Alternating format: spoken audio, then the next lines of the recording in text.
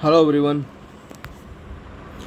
ये मेरा नया चैनल है और इस पर मैं लो कंटेंट नहीं डालूँगा।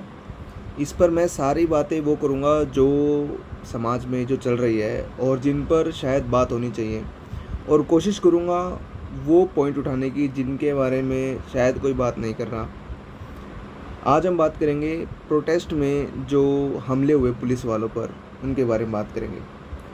मैंने अपने चैनल पर एक वीडियो डाली थी जिसमें मैंने प्रोटेस्ट की पूरी स्टोरी बताई थी। ये क्यों हुआ, कैसे हुआ, कौन कब उसमें शामिल हुआ, कौन कब शामिल नहीं हुआ। तो भाई आज मैं बात करूँगा उन प्रोटेस्ट में वीडियोज़ आई थी जिन पर पुलिस कर्मियों पर अटैक हुए थे। शहीद दिवस के ऊपर हम बात करेंगे आज।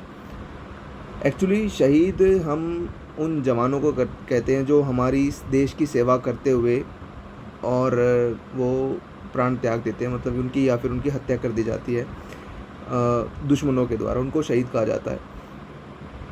लेकिन इस देश में ना, मतलब हमने सोशल मीडिया पर कुछ वीडियोज़ ऐसी देखी जिसमें कि जो प्रोटेस्टर्स हैं वो हमारे पुलिस कर्मियों पर और जो हमारे जवान थे, आरएएफ के जवान थे, रैपिड एक्शन फोर्स के जवान थे, उन पर कैसे अटैक कर रहे थे।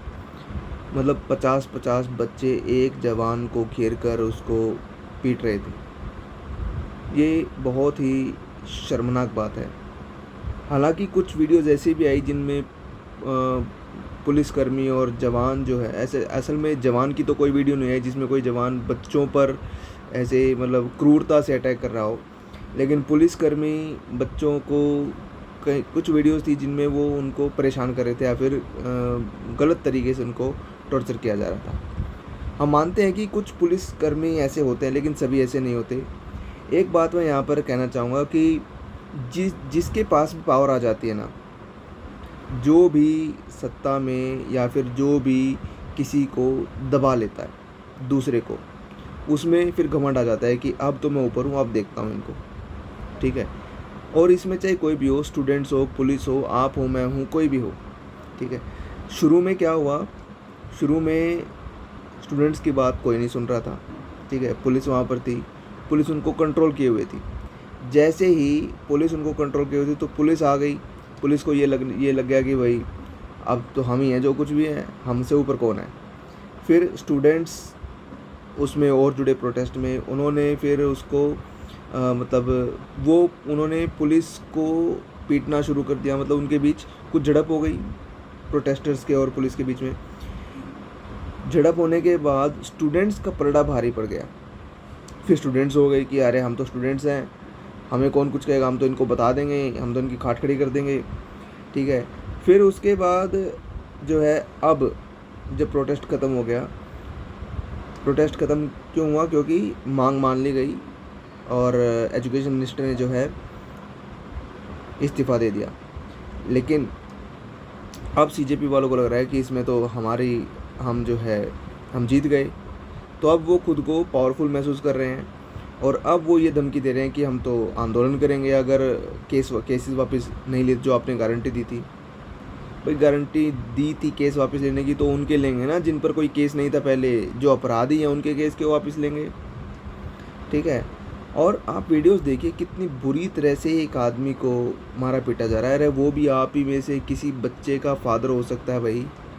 इतनी बड़े एज के आप इंसान को, एक आप देश के नागरिक को मार रहे हो, पीट रहे हो। ठीक है। वो वहाँ पर न्याय व्यवस्था मेंटेन कर रहा है, जो उसकी ड्यूटी है। ठीक है। वो अपनी ड्यूटी करने आया है और आप लोग क्या कर रहे हो। क्या ये आपकी ड्यूटी थी? आप प्रोटेस्ट करने आए थे, आप उनको पीटने नहीं आए थे। शांतिपूर्वक अगर प्रोटेस्ट करते तो ऐसा नहीं होता। ठीक है।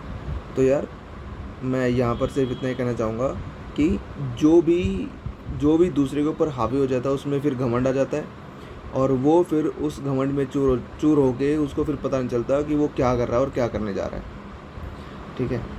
तो मैं सिर्फ इतना ही आज की बात मेरी इतनी ही थी, मुझे इतना ही कहना था। बाकी आपका इस बारे में क्या कहना है कमेंट करके बताना। और प्रोटेस्टर्स के फेवर में क्या आप लोग भी हैं, अभी भी हैं? क्योंकि मैं तो शुरू से ही नहीं था उनके फेवर में, मैं पेपर लीक के अगेंस्ट था। मैं पीसफुल प्रोटेस्ट में बिलीव करता हूँ, लेकिन मैं किसी को सलाह नहीं देता कि आप प्रोटेस्ट करो। मैं कहता हूँ कि भैया आप कोर्ट में जाओ।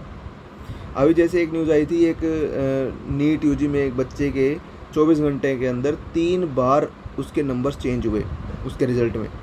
शुरू में उसके 640 आए, फिर उसके जो है 500 नंबर दिखाए गए, फिर 24 घंटे बाद नेक्स्ट डे जब उसने चेक किया तो 135 नंबर उसके दिखाए गए। तो वो बंदा अब हाई कोर्ट गया, दिल्ली हाई कोर्ट में उसने पिटीशन डाल दी और अपना रिज़ल्ट जो है उसने वहाँ पर मंगवा लिया और OMR भी मंगवा ली कि भाई बताओ मेरे कितने ऐसे नंबर कितने आए। पहले 640 दिखाए, फिर 500 दिखा, अब 135 कैसे दिखा रहे हो आप। तो ये होता है कि एक पर्टिकुलर प्रोसीजर, एक पर्टिकुलर तरीका किसी भी चीज़ को टैकल करने का, चैलेंज करने का। ये थोड़ी ना है कि आप प्रोटेस्ट करके कुछ भी करोगे,